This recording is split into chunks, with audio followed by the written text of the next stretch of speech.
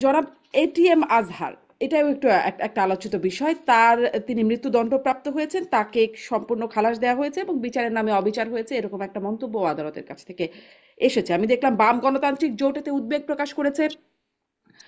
মহিলা পরিষদ এই এই রায়ে অখুশি বা অসন্তুষ্ট হয়েছে। আসলে কি বলবেন, রায় নিয়ে কি বা বলার আছে জনাব এম এ আজিজ?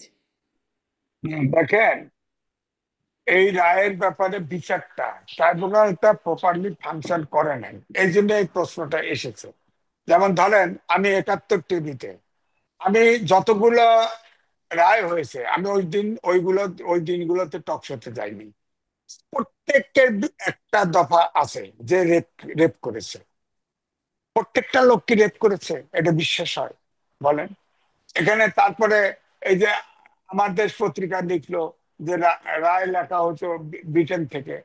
তারপরেও আমি বলবো যে আজকে যদি 71-এর, আমি নিজেও বলেছি টেলিভিশনে, 24-এ যদি গণহত্যার বিচার হয়, তাহলে 71-এর গণহত্যার বিচার হবে না কেন? কিন্তু বিচারগুলো প্রপারলি হতে হবে, আইনের ভিতরে থেকে করতে হবে। আপনি জি। ধরেন, এই যে 2000 সম্ভবত 11 সালে এই যে গণজাগরণ মঞ্চ হলো, যে ওখানে কিন্তু কাদের মোল্লার যাবজ্জীবন হয়েছিল। তারপরে ওইটা, ওখানে পানি খাওয়ানো হলো, ভাত খাওয়ানো হলো, সবই করা হলো, নিরাপত্তা দিয়ে আপনার আইন করা হলো যে আপিল করা যাবে। আপিল করার সুযোগে সুপ্রিম কোর্ট থেকে তাকে ফাঁসির অর্ডার দিয়ে ফাঁসি দেওয়া হলো। এই যে প্রশ্ন আছে, তো এই জন্যই আমি বলছি যে এখানে যেহেতু আইনের বিষয়, আমি বলবো না।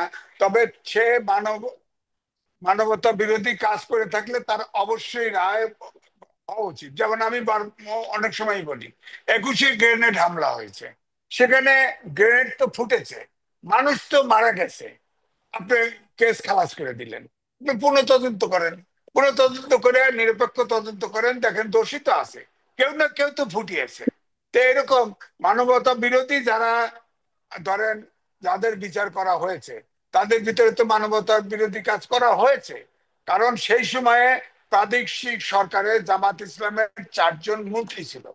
তারা সং- আপনার রাজনৈতিক দলের সিদ্ধান্ত নিয়েছিল যে পাকিস্তানি আর্মিকে সহযোগিতা করবে। তারা সহযোগিতা করেছে, সুতরাং এই গণহত্যার জন্য তো তারা দায়ী। কিন্তু বিচারগুলো, আমার একটাই কথা হচ্ছে, সব বিচার নিরপেক্ষ হতে হবে।